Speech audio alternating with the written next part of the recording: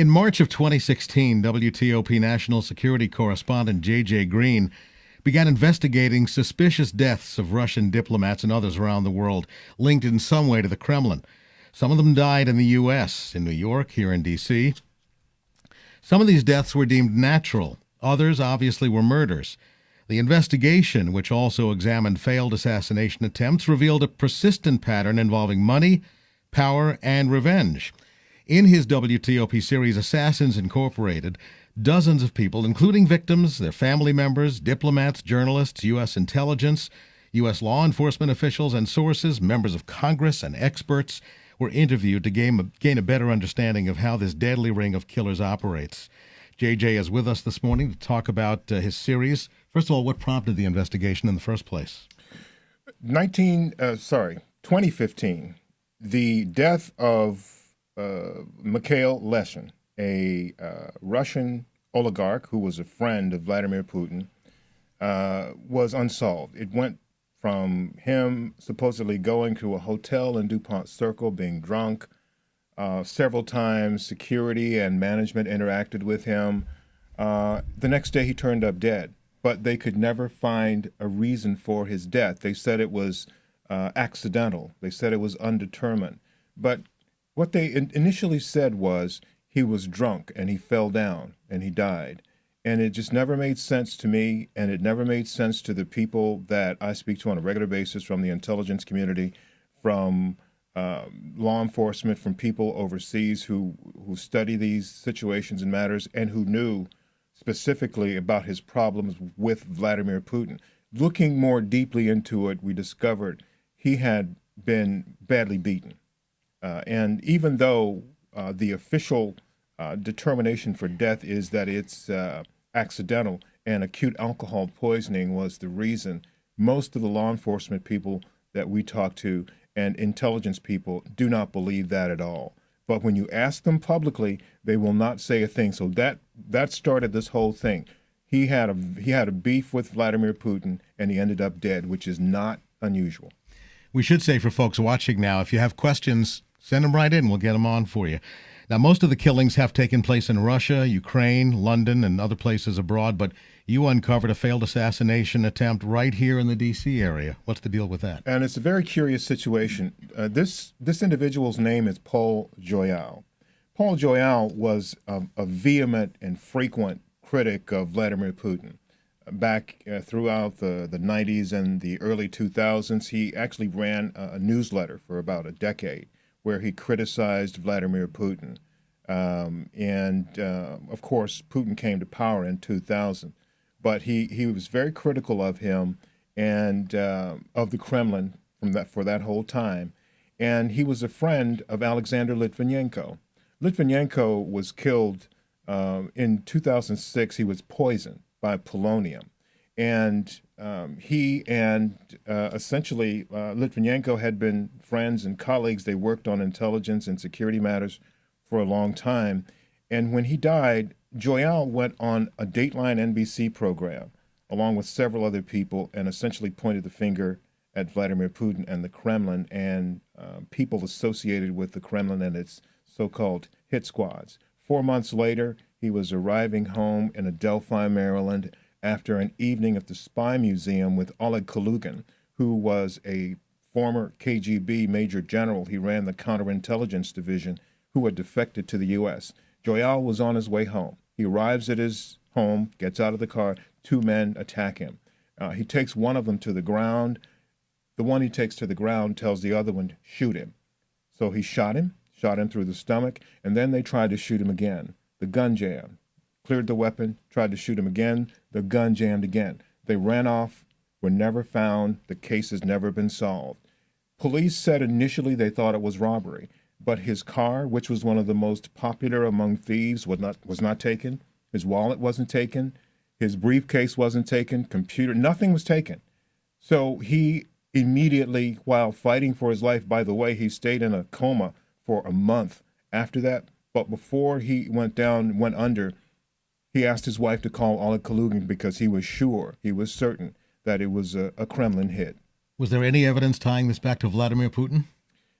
The fact that he had been on this program 4 days earlier, which had been broadcast 4 days earlier, criticizing Vladimir Putin and the Kremlin was part of the evidence, at least in his mind. But when you look at the fact that two of the other people that were on that show ended up dead, Boris Berezovsky was found hanged in his bathroom in London. Daniel McGrory, a reporter for the London Times, had a heart attack, which is, as one former intelligence official told me, is a frequent method of killing that's used by these hit squads that are linked to the Kremlin. So that, in their minds, was evidence and information and intelligence enough to link it back to the Kremlin and Putin. This Joyal case was like 11 years ago. Is there any continuing danger to Americans now here? I think so. When you look at specifically the story that took place with Litvinenko, it continues. We spoke with Litvinenko's wife. In fact, that episode, his widow, is airing today. But she has sought justice for him and his death. And in the process, she's gotten together with another friend of his. His name is Alex Goldfarb. Alex Goldfarb was a very good friend of Alexander Litvinenko's as well, and they're seeking justice for him. Right after Litvinenko's death, Litvinenko's father blamed Vladimir Putin and the Kremlin. Lo and behold, a few months ago, he reversed course and now says that Goldfarb killed his son. And he also claims that Goldfarb killed his own wife to cover all this up. So earlier this year, the FBI went to Goldfarb's home to ask him if he was okay. It was a welfare check because after the Skripal poisoning in Salisbury in March of this year, authorities all over the world began to connect the dots between a lot of attacks and previous killings and start to wonder if some of those situations in the past that they thought were accidental or unsolved, maybe like the Joyal case, maybe needed a second look. But the risk to Americans is very real because the FBI did go to visit Goldfarb and ask him if he had seen anything strange. And it happened on a number of other occasions. So Americans do need to be concerned. What shape is Joyal in now? And is he nervous at all? Well, no, not nervous. He's a former law enforcement guy, and like yourself, he's a New Yorker, so he's a tough guy, supposedly. But he's a very centered person and focused individual. He understands what the risks and dangers are, as do all of the people that we've spoken to. But he is continuing to do his work. He works at a security firm and continues to talk about this issue. One of the things that he believes and others believe was the objective of shooting him and targeting other people like the Skripals was to get them to shut up, to send a message. The poisoning of Litvinenko in a very horrible way, the poisoning of the Skripals, hopefully in the minds of the killers using some kind of really horrible method, was designed to send a message to people who would be talking about what the Kremlin is doing and criticizing the president of Vladimir Putin. But, you know, Joyal and others are continuing to talk about this. So what's next in the series for us? Arkady Babchenko, on the 2nd of May of this year, came home and he found members of the Ukrainian security service at his house. And Arkady Babchenko is a Russian journalist. And the security services spokespeople that came to visit him told him, "We've gotten word that there's a hit out on your life. They are going to kill you, and what they're going to do is there's a competition for who can kill you first. This is the way these things work." So Arkady faked his own death with the help of the Ukrainian security services. You may remember hearing about this and seeing it on television. One day, there is this report that he had been killed, shot to death. The next day, he turned up in a news conference to the shock of people in his inner circle and the people in the room at the news conference, and of course to the dismay of the killers, because during the course of that sting, the Ukrainian security services were able to find the people who had plotted it and arrest them. It was a ring of people. So that's the story we're going to do. But we're also going to talk with Arkady specifically about how these kinds of killings and plots take place? What are the mechanics? Who orders them? How does it work? The whole payment process, the whole contracting process, and the whole factor of plausible deniability. This is like something out of a John le Carre novel. Well, sometimes novels are based on real true stories, and this is a true story. These are true stories about people.